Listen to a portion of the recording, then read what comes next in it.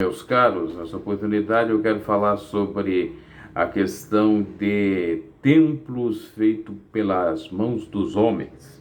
Temos a passagem bíblica de Atos Apóstolos 7, 47 e 48 que nos diz: E Salomão ele edificou casa, mas o Altíssimo não habita em templos feitos por mãos de homens, como diz o profeta: o céu é o meu trono e a terra o estrado dos meus pés. Que casa me edificareis, diz o Senhor? Ou qual é o lugar do meu repouso? Isso é o versículo 49. Porventura não faz a minha mão todas essas coisas? Versículo 50. 51. Homens de dura cerviz e incircuncisos, ou melhor dizendo, incircuncisos de coração e ouvido, vós sempre resistis ao Espírito Santo, assim vós sois como vossos pais. E aí segue. O que o Estevão estava falando aqui com relação aos templos? Era com relação exatamente à idolatria ao templo, o culto ao templo, a mística ao templo. Deus só habita em templo, fora de templos Deus não habita. Jesus disse para a mulher samaritana que chegará um tempo que nem no monte, nem no templo adorareis, e sim adorareis o Senhor teu Deus em espírito e em verdade.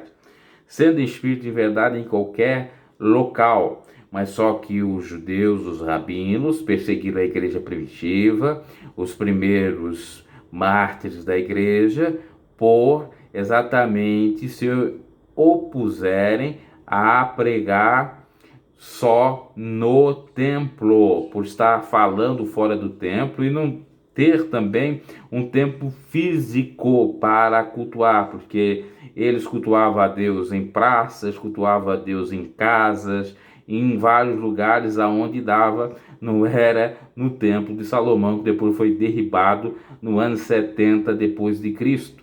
E lamentavelmente, assim como os fariseus, os zelosos do templo, os escribas, rabinos do passado, hoje em dia nós vemos pessoas fazendo a mesma coisa. Se você não pertenceu a uma denominação, você é tido como endemoniado, ou se saiu de lá como desviado, como uma pessoa que não é de Deus. Eles colocam o templo acima da presença de Deus, acima da onipotência de Deus, onisciência e onipresença. Isso é muito lamentável, é um extremismo, assim como é de pessoas criticar para todo mundo saírem das denominações, dos templos, porque ali Deus não habita. Não, Deus pode habitar ali se houver adoração em espírito e verdade, assim como em casa, assim como na rua, assim como no trabalho, assim como em qualquer lugar, porque o que Deus se interessa é de um coração contrito, voltado a Ele, que está com o seu pensamento ligado no trono da graça. Então não vamos aos extremismos.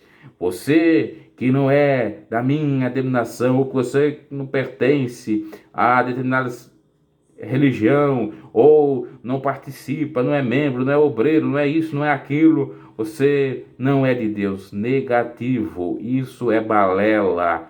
Deus não habita em templos feitos por mãos de homens. O que quer dizer isto? Parece que é para sair, parece que exatamente não é para cultuar, não é bem assim. Jesus está utilizando os seus servos, ou Deus utilizando os seus servos na época para revelar o óbvio, que era exatamente a hipocrisia e o extremo zelo por uma coisa que não traria benefício algum. O extremo zelo por uma questão tão irrelevante.